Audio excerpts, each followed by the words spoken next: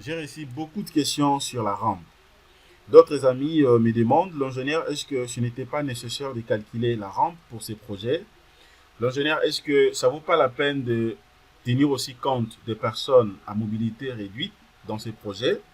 L'ingénieur, est-ce que les calculs de la rampe ne peuvent pas entrer dans ces projets? L'ingénieur, est-ce que ça serait possible de nous montrer comment calculer, par exemple, la longueur et les pourcentages d'une pente pour la rampe? L'ingénieur, est-ce que dans ce projet, vous n'avez pas tenu compte de la rampe puisque je n'ai pas vu là où vous avez calculé, donc c'est là. Ce sont des questions que j'ai reçues comme ça, les amis. J'ai reçu beaucoup de questions auprès de mes amis, mes abonnés, mes téléspectateurs concernant donc la rampe. Alors ce soir, j'aimerais tout simplement répondre à toutes ces questions et après, j'aimerais vous montrer également ce qu'il faut faire concernant la rampe. Ok? Donc, je vais répondre à toutes ces questions ce soir. Mais seulement, ce qu'il faut comprendre, les amis, déjà, il faut mettre en tête que dans tout projet, l'ingénieur n'est pas censé seulement de tenir compte de la rampe. Ça dépend de la conception, ça dépend également de l'usage du bâtiment, ça dépend donc de plusieurs paramètres. Ok? Si par contre que vous calculez un bâtiment ou un projet, par exemple une maison d'habitation, ok? Alors, le propriétaire, le MO, peut décider, peut proposer à l'ingénieur si par contre que son projet ou le bâtiment ne fera pas d'office aux personnes peut-être à mobilité réduite. Ok, donc il peut dire que l'ingénieur, moi je ne vais pas avoir des rampes, puisque généralement, comme vous le savez, les rampes, c'est aussi glissante. C'est aussi glissante, puisqu'il y a risque que disons comment, les enfants, tout comme d'autres visiteurs, puissent tomber. Alors donc ça dépend des projets, d'un projet à un autre. Alors, à ce qui nous concerne, les amis, je vais quand même dire un mot là-dessus par rapport à notre projet ici, le bâtiment Pack complet R+7-2. Et après, maintenant, je vais vous montrer comment vous serez à mesure, par exemple, de calculer la longueur et les pourcentages d'une pente de la rampe. Donc, je pense que dès qu'on fera ça, vous aurez quand même une idée claire à ce qui concerne la procédure. Et puis, ça va rester une fois pour toutes.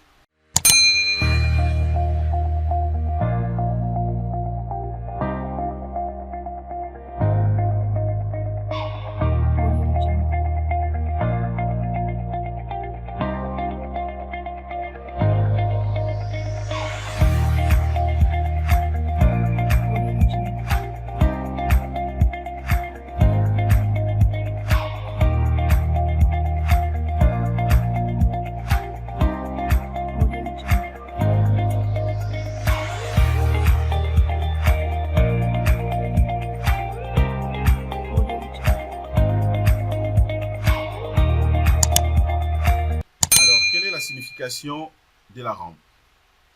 Ce qu'il faut savoir seulement, la rampe, en réalité, c'est un plan incliné établi entre deux parties, justement, d'une construction. C'est-à-dire dans le lieu, bien sûr, aménagé. Par exemple, ça peut être dans un bâtiment, ça peut être au niveau de parcs, en jardin, etc., etc. Situé justement à des niveaux différents. Ok? À des niveaux donc différents. Et permettant tout simplement le passage de l'une à l'autre. Ok, donc on peut l'utiliser justement pour passage de personnes, pour passage aussi des biens, ainsi de suite. Vous voyez? Alors, maintenant, ce qu'il faut aussi retenir est que dans notre projet ici, regardez par exemple la vue en plan ici. Ça, c'est la vue en plan côté rez-de-chaussée. Vous allez remarquer que les deux rampes prévues ici avant d'accéder justement au niveau des halls commerciaux, ok, puisque vous avez des boutiques là un peu partout. Et puis de l'autre côté, ça c'est notre porche. Et puis vous entrez directement au niveau de hall commercial. Vous allez voir que ce sont des rampes mises à part. Ce sont des rampes mises à part. Donc ce ne sont pas attachés directement avec les bâtiments. Ok? Je m'explique. Regardez par exemple ici. Vous avez donc déjà les radiers générales qu'on avait modélisés ici avec vous. Vous allez comprendre que le débord qu'on avait choisi, on avait prédimensionné ici, donc, est de 50 cm, 50 cm. Ok? Suivant cette direction, on avait, je crois, 10 mètres, plus le débord de 0,50, 0,50, ça fait 11 mètres. Dans l'autre sens, c'était 23 mètres 15, plus le débord. C'était, donc, je crois, 24 mètres 15. Ok? Donc, si vous prenez seulement les débords de 50, 50, regardez bien au niveau de cette vie en plan, vous allez voir en réalité, notre radius général se limite quelque part ici. Se limite quelque part ici au niveau des porches. Ok, donc c'est vraiment juste à côté de mire. Mais par exemple, tandis que les rampes sont un peu très très loin. Ok, puisque la distance de cette porche est justement de combien? Je l'avais coté, je crois que c'était de 2 mètres. De 2 mètres ou 2 mètres 30 ou 2 mètres 50. Vous voyez, donc c'est vraiment beaucoup plus éloigné. Puisque les débords, ça fait 50-50. Donc c'est pour dire quoi? Dans la conception de ces projets, vous allez comprendre que les rampes ici, les deux rampes, ne font pas partie directement du bâtiment. Ce sont des rampes donc mises à part. Comme vous le savez, il y a plusieurs types de rampes. On peut avoir des rampes artificielles aussi, c'est-à-dire que vous montez à côté, vous venez seulement poser. Tout comme aussi des rampes métalliques, vous montez à côté, vous venez seulement poser. Ok? Ça peut être également en béton armé, mais néanmoins, ce sont des rampes qui ne sont pas directement attachées ou collées avec les bâtiments. Donc c'est pour dire quoi? Ces deux rampes n'aura pas d'influence sur le bâtiment, n'aura pas non plus de l'influence sur les radius générales que nous sommes en train de calculer ici. Ça n'a rien à voir avec ça, puisque le débord, ça fait 50-50, donc les rampes sont beaucoup plus éloignées. Ça, c'est des 1. Alors, ce qui concerne l'évaluation, par exemple, des poids dits justement au parking, on pourra donc voir ça ensemble avec vous. Je vais travailler sur une autre information ou bien une vidéo que je pourrais poster. C'est là où je vais vous montrer comment vous serez à mesure d'évaluer justement cela. Ok? Alors, étant donné que par rapport à notre configuration ici, vous avez bien noté que vous avez compris au moins que les deux rampes ne font pas partie directement de ces projets. Donc, même dans les calculs, même dans le dimensionnement, je peux ou à ne pas tenir compte de ça. Mais si par contre, les deux rampes étaient bel et bien donc en contact direct avec les bâtiments, ou, mais aussi par exemple directement avec la semelle, ou disons comment, le radier général, alors je pouvais tout simplement tenir compte de ça. Pour tenir compte de ces rampes, c'est beaucoup plus simple. Alors, c'est juste question premièrement de savoir, par exemple, la longueur et aussi le pourcentage de la pente. Ok? Je peux également soit évaluer, voire même les volumes de ces rampes et vous appliquer tout simplement la charge permanente ainsi que la charge d'exploitation.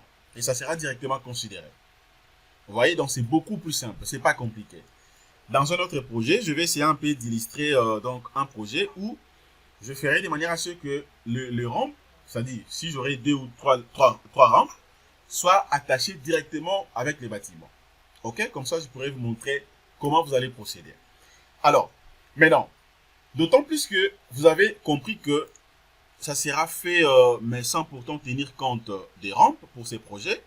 Mais néanmoins, je peux quand même vous montrer comment vous serez à mesure de calculer par exemple la longueur ainsi que le pourcentage d'une rampe.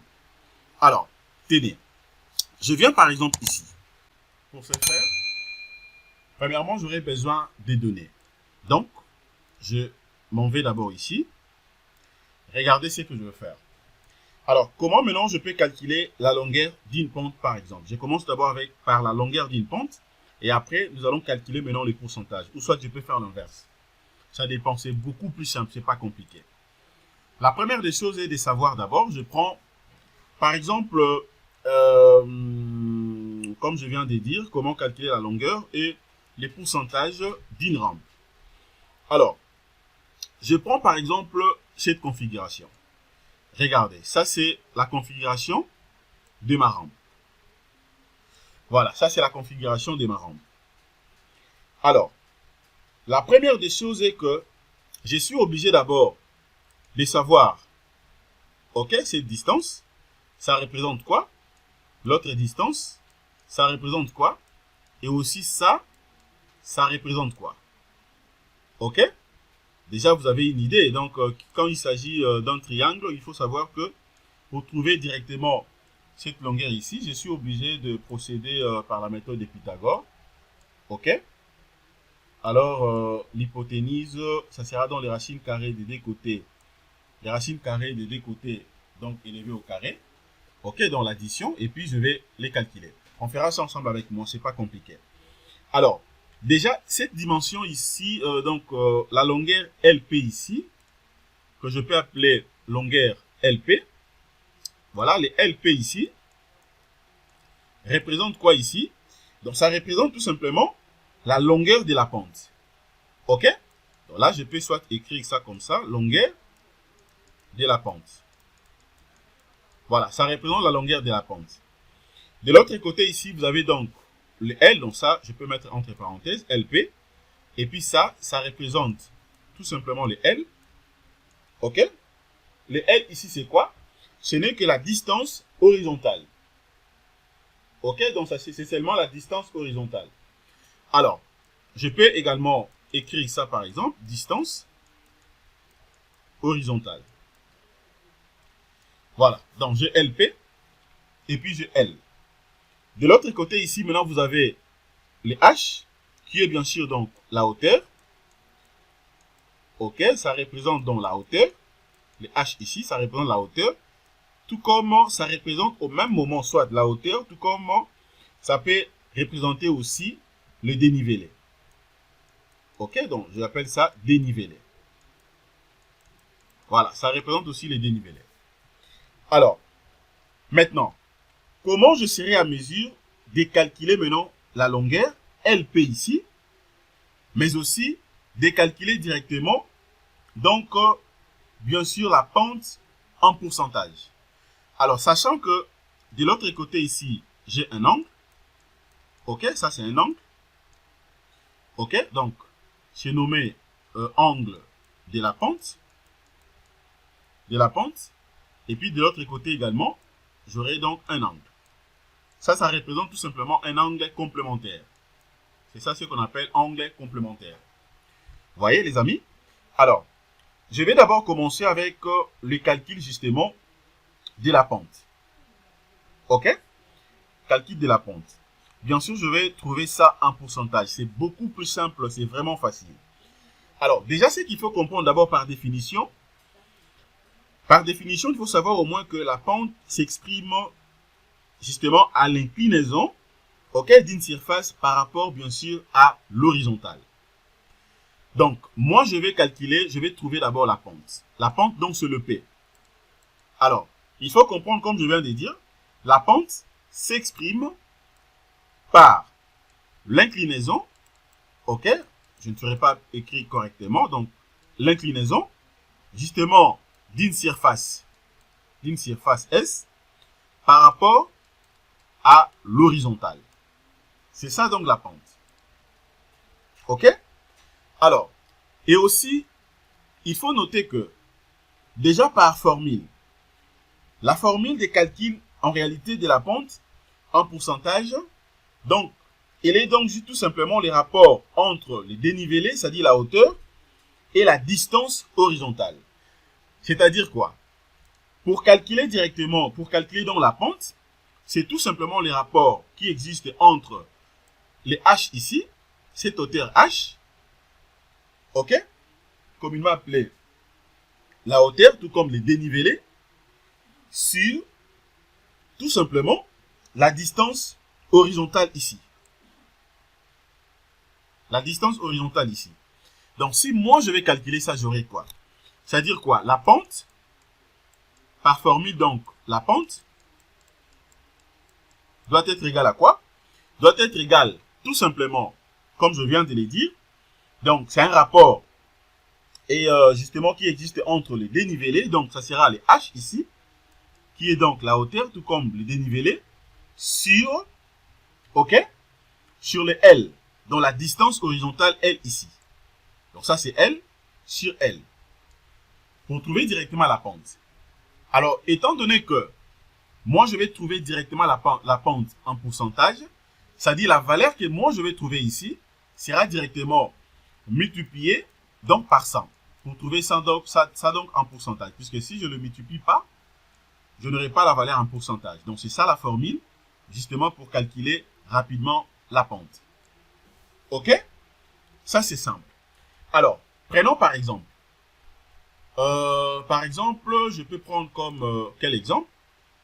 Exemple 1. On aura donc deux exemples pour les premiers cas et pour les deuxièmes cas. pour la pente et pour la longueur. Prenons par exemple, j'ai la grande portée L, dans le L ici, qui est bien sûr la distance horizontale, ok? Par exemple, est de 75 mètres. Ok, 75 mètres. Alors, deuxièmement aussi, j'ai la hauteur, le dénivelé H. Je prends le dénivelé H égal à 3 mètres, par exemple. Puisque la pente, je peux calculer la pente pour les cas d'une chaussée, je peux calculer la pente et tout simplement d'une rampe qui est tout près d'une chaussée, soit au niveau de voies ferrées et tout ce qu'on sait. Donc, c'est la même procédure. Sachant que j'ai le L égale à 75 mètres et le H égale à 3 mètres, comment maintenant je peux calculer la pente? C'est simple, non? Je peux tout simplement, c'est juste question de remplacer ici. Donc, si je vais calculer la pente, j'aurai quoi ici? Ceci implique donc la pente sera égale à quoi? La pente sera égale tout simplement à quoi? À H. Je vais remplacer H par sa valeur, donc ça sera 3. 3 mètres sur le L qui est 75 mètres. 75 mètres. OK? Que je vais multiplier directement par 100 pour trouver ça donc en pourcentage. Déjà, le mètre tombe. Alors, je vais calculer rapidement. Donc, j'aurai 3 que je vais diviser par 75. Voilà, ça me donne une valeur de 0,04. Vous voyez? Alors, pour avoir ça directement en pourcentage, je peux multiplier par 100. Ça me donne directement 4%. OK? Ça me donne directement donc 4%. Voilà, donc là c'est bon. C'est bon, donc je peux conclure pour dire que la pente que moi je vais calculer ici, je viens de calculer ici, donc ça sera tout simplement une pente de 4%. Vous voyez les amis comment c'est simple? De 4%, c'est simple. Maintenant, il s'agit seulement, je suis obligé maintenant de vérifier ça par rapport à la norme. Est-ce que ça tient ou ça casse? Ça, c'est le premier point. C'était d'abord pour calculer donc la pente. Alors, deuxièmement, maintenant, comment je serai à mesure de calculer maintenant la longueur LP ici? La longueur RLP qui est justement la longueur justement de la pente. Puisque ça est connu, le L est connu. OK? Le L est connu et de 75. Le H, le dénivelé aussi est connu, de 3 mètres. Mais ce qui n'est pas connu, c'est le LP ici. Comment maintenant je serai à mesure de calculer donc le LP? Alors, je peux les calculer à partir d'ici. Regardez comment je vais calculer le LP. Voilà. Alors, déjà pour le LP, les amis, c'est qu'il faut comprendre au moins que la formule de calcul de la longueur de la pente, ok, comme je l'ai dit tantôt, pour calculer tout simplement la longueur de la pente, cela revient à calculer tout simplement donc la longueur justement de l'hypoténuse du triangle en utilisant bien sûr les théorèmes de Pythagore. Ok? Donc c'est comme je viens de dire. D'autant plus que moi je vais calculer maintenant le LP. Le LP qui est justement donc mon inconnu. Ok? Le LP qui est bien sûr la longueur de la pente. La longueur de la pente. Alors, je suis obligé au moins de savoir les théorèmes de Pythagore. Alors, qu'est-ce dit maintenant le théorème de Pythagore? Je vais d'abord retracer encore une fois de plus ce triangle ici. Voilà, je retrace ça. La distance L est connue. Pour notre cas ici, est de combien? On avait dit de 75 mètres. Ok, 75 mètres. Le H, le dénivelé, est connu. De 3 mètres. Ok? Ce qui est inconnu ici, c'est donc le LP. C'est le LP, la longueur, justement, de la pente qui est inconnue. Alors, maintenant, les théorèmes de Pythagore nous disent ceci. Comment je peux trouver le LP? Pour trouver le LP, je suis obligé de faire ceci. La formule nous dit que le LP, c'est-à-dire la longueur de la pente, doit être égal à la racine carrée, justement, ok? C'est-à-dire, il faut voir maintenant les côtés adjacents et les côtés opposés. Ok? Alors, ça veut dire quoi?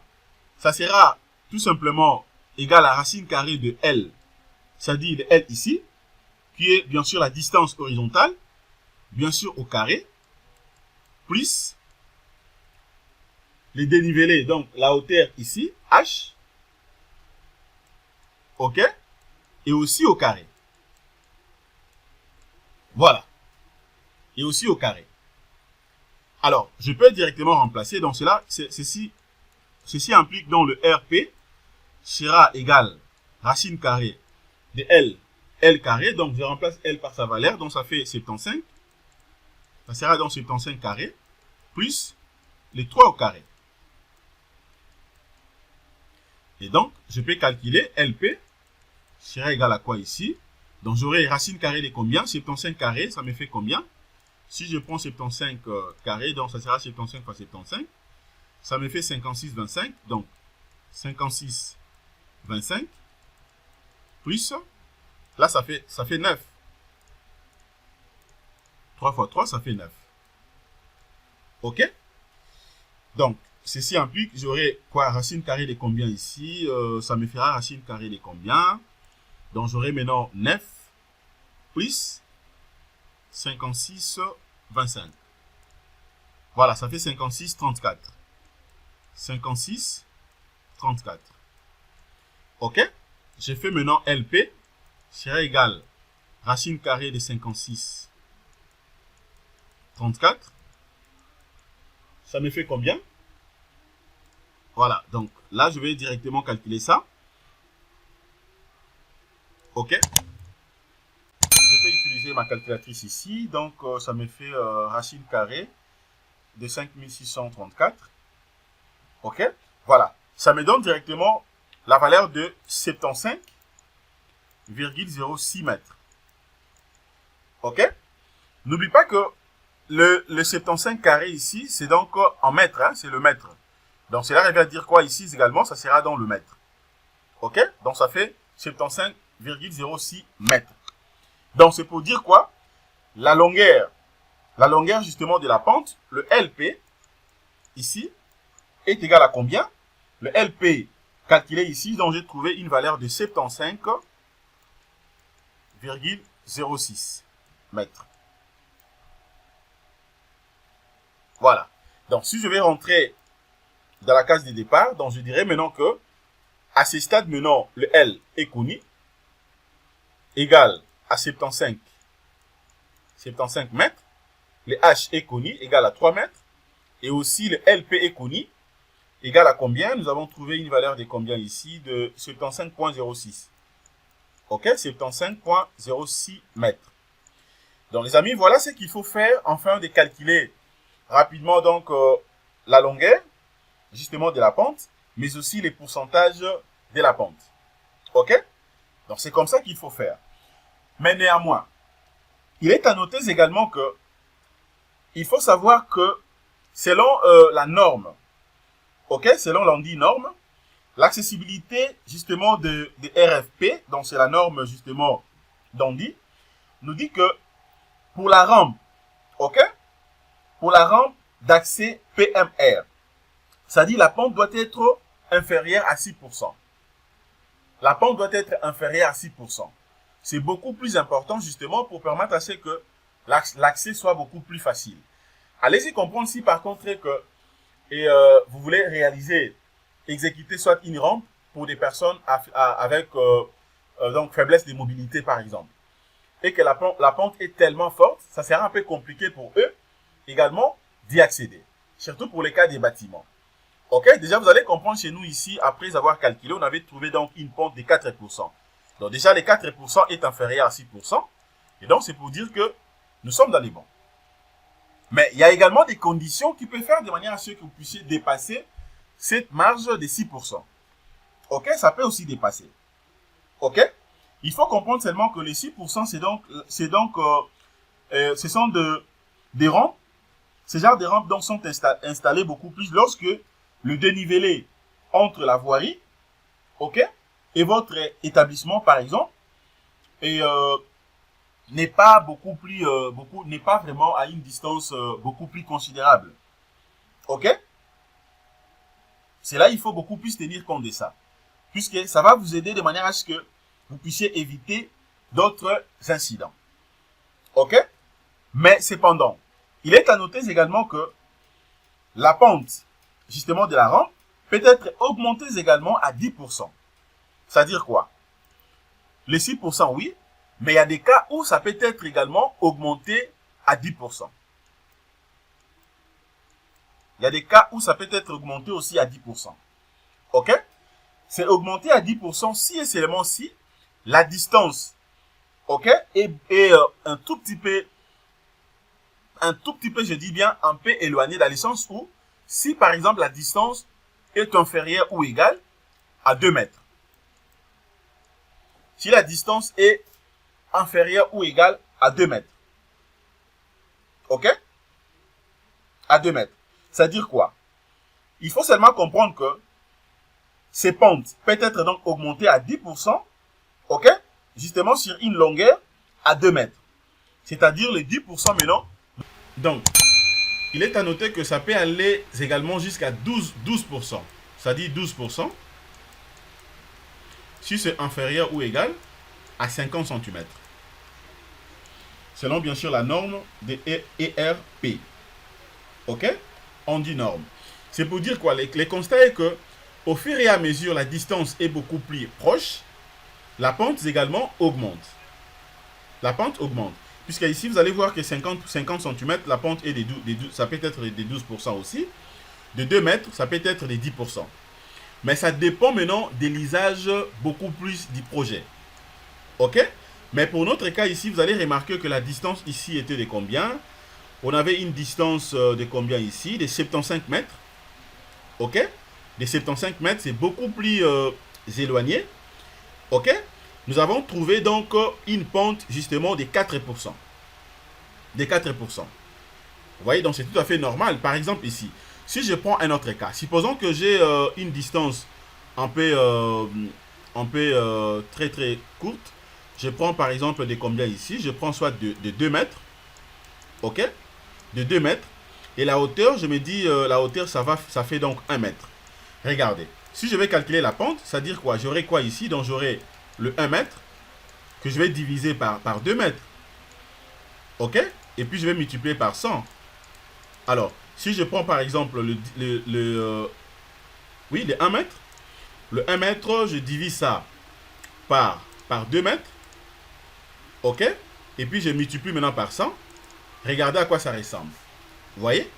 Donc je trouve également donc justement les pourcentages beaucoup plus élevés. Vous voyez les amis?